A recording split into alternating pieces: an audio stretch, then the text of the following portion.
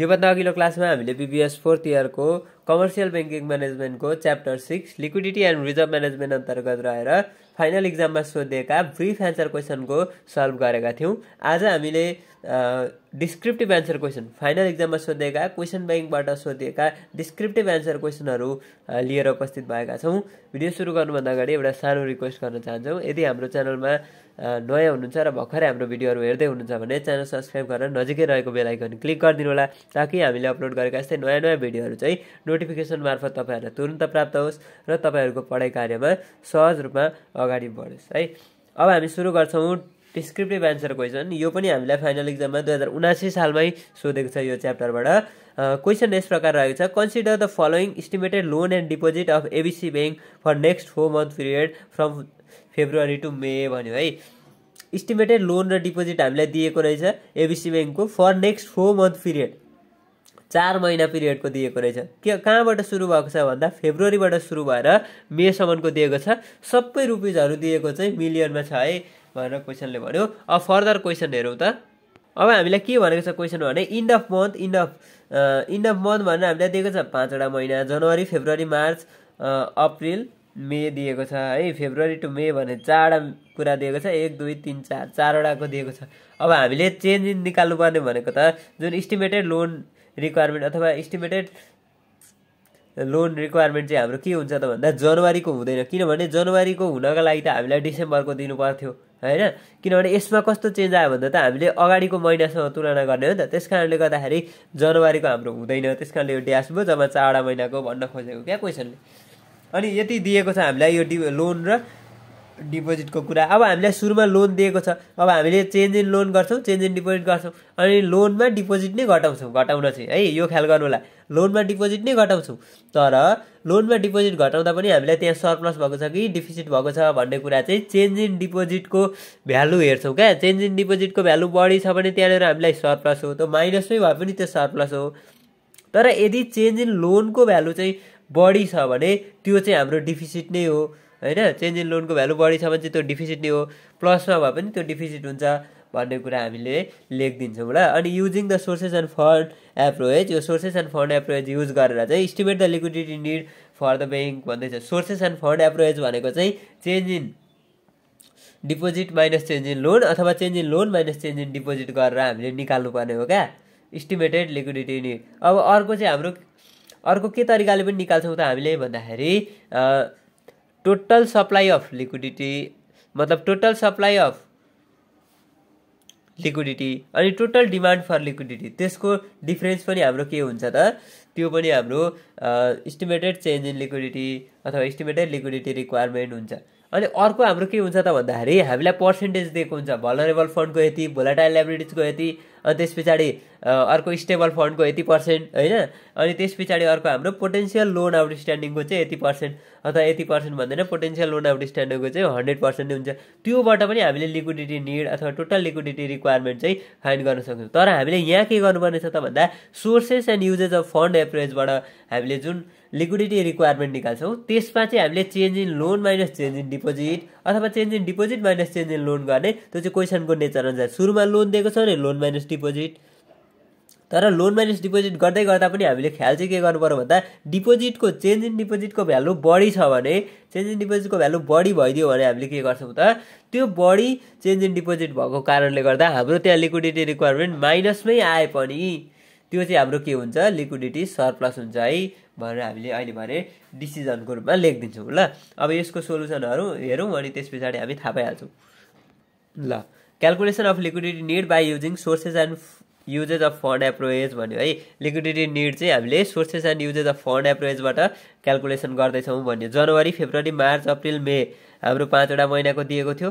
अब estimated loan र estimated deposit दिएको छ। मैले के भनेको छु भने यो सोल्युसन गर्दै गर्दाखेरि हाम्रो एस्टिमेटेड लोन र एस्टिमेटेड डिपोजिट जुन हाम्रो sources and uses of fund एप्रोचबाट हामीले चेन्ज इन लोन र चेन्ज इन डिपोजिट निकाल्छौँ त्यो निकाल्दै गर्दाखेरि सुरुको महिनाको जहिले ड्यास हुन्छ भनेको थियो त्यो यहाँ पनि लागू भयो। किन भन्दाखेरि सुरुको महिना हामीले केसँग कम्पेयर गर्ने त्योभन्दा अघिल्लो महिना दिएको हुँदैन। त्यस कारणले गर्दा जुन सुरुको महिना हुन्छ त्यसमा change in loan change in deposit र लिक्विडिटी निड नै के हुन्छ त निल हुन्छ। अब हामीले त्यस पछाडिका जुन महिनाहरू हुन्छन् ती महिनाहरू चाहिँ अघिल्ला महिनाहरूसँग कम्पेयर गर्दै गर्दै जान्छौँ। जस्तो हाम्रो के भएको छ लोन 500 मिलियनबाट 600 मिलियन भयो इन्क्रिज भयो 100 मिलियनले, 600बाट 580 भयो के भयो डिक्रिज भयो 20 मिलियनले, 580बाट 610 भयो इन्क्रिज भयो 30 मिलियनले।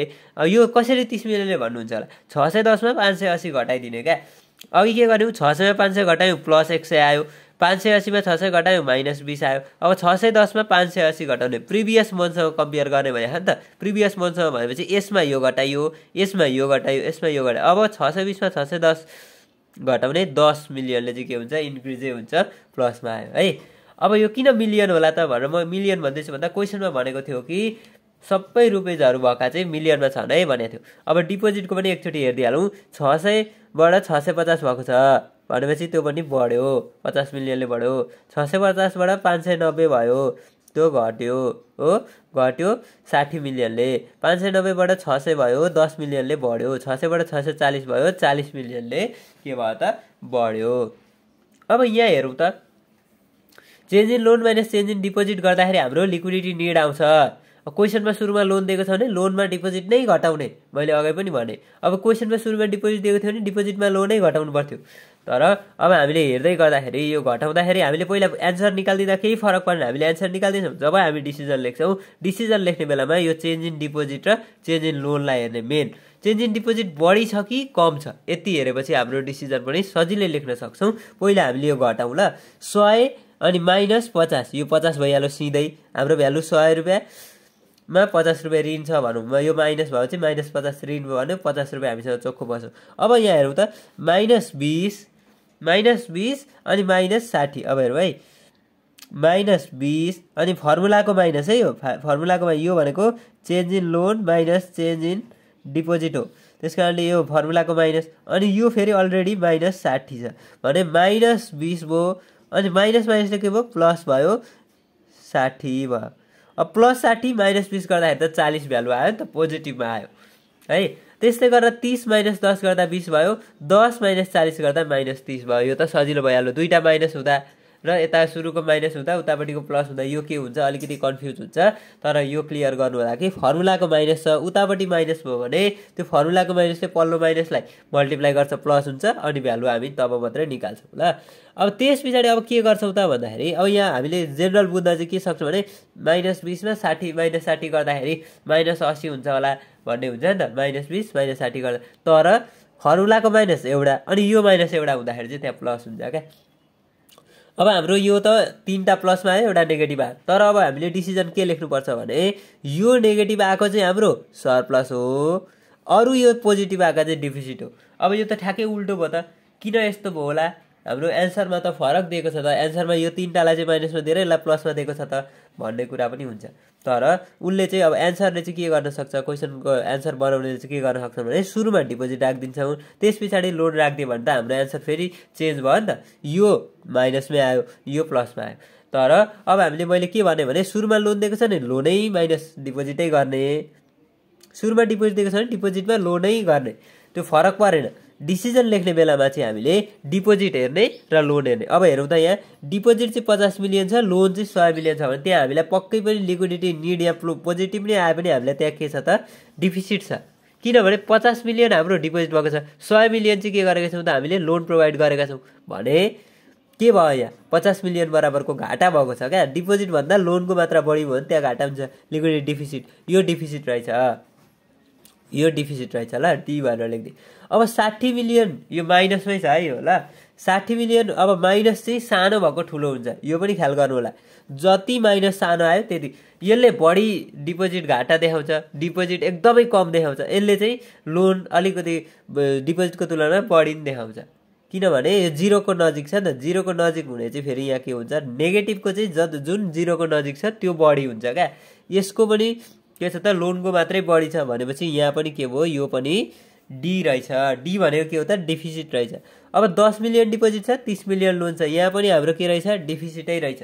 अब हेरौँ त 40 मिलियन बराबरको डिपोजिट छ, 10 मिलियन लोन प्रोभाइड गर्छ भने यो माइनसमा आएको छ, तर पनि यो के हो त सरप्लस हो है। यति ख्याल गर्नु पर्यो।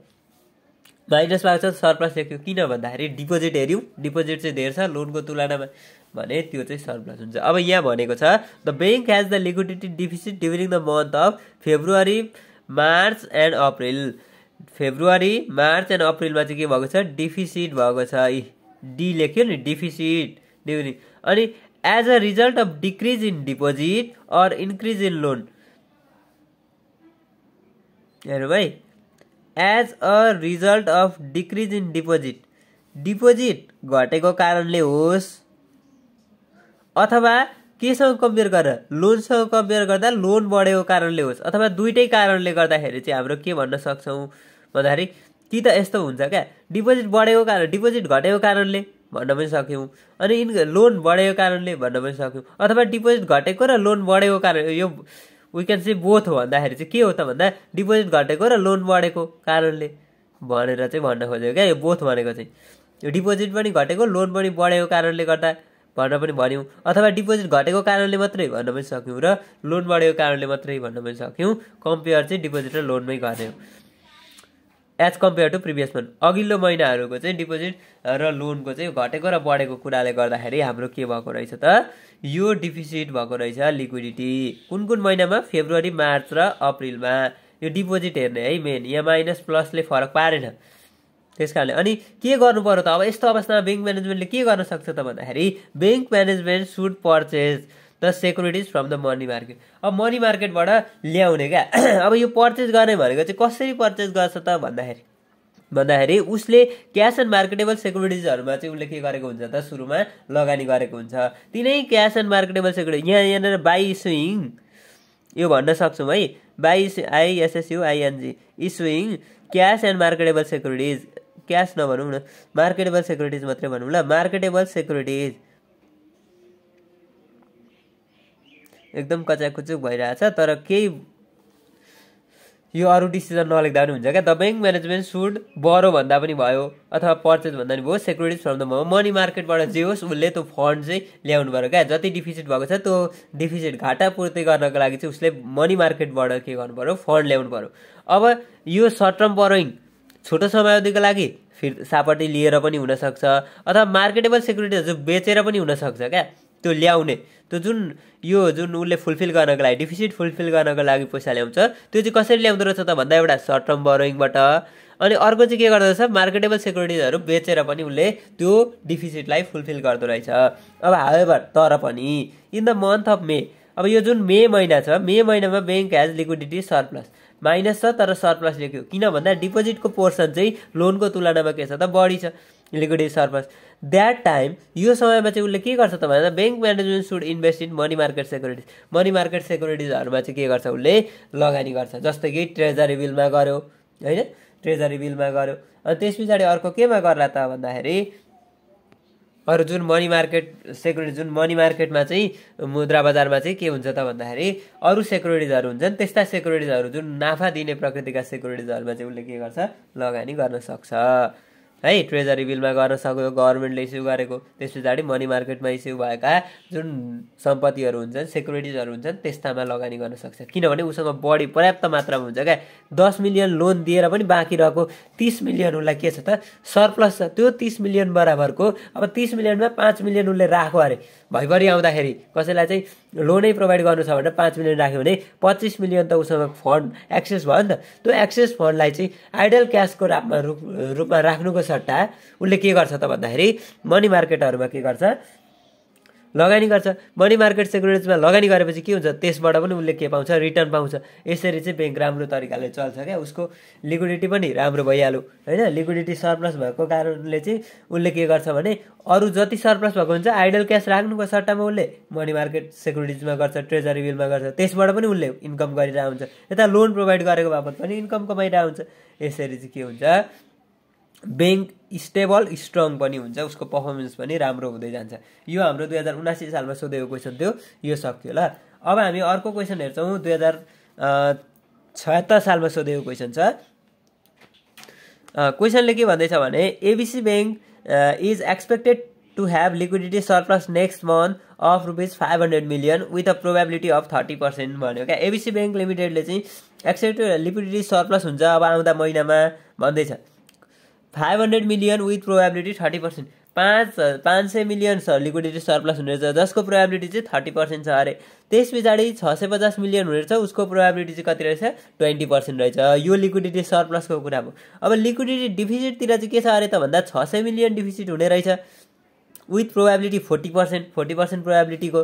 त्यस पछाडि अर्को चाहिँ 500 मिलियन त्यो पनि डिफिसिट नै हुने रहेछ 10% प्रोबेबिलिटी होला। अब what is the expected liquidity requirement bank over the next month, अर्को आउने महिनामा चाहिँ बैंकको एक्सपेक्टेड लिक्विडिटी रिक्वायरमेन्ट कति होला भन्यो क्या। अब आउने एक्सपेक्टेड अर्को महिना अब आउने महिनामा चाहिँ एक्सपेक्टेड लिक्विडिटी चाहिँ कति होला बैंकको भन्दैछ। त्यस पछाडि how should it satisfy the liquidity need, यो जुन लिक्विडिटी निड छ अब हाम्रो यो लिक्विडिटी निड भनेको त एउटा भ्यालु आउँछ कि पोजिटिभ आउँछ कि नेगेटिभ आउँछ।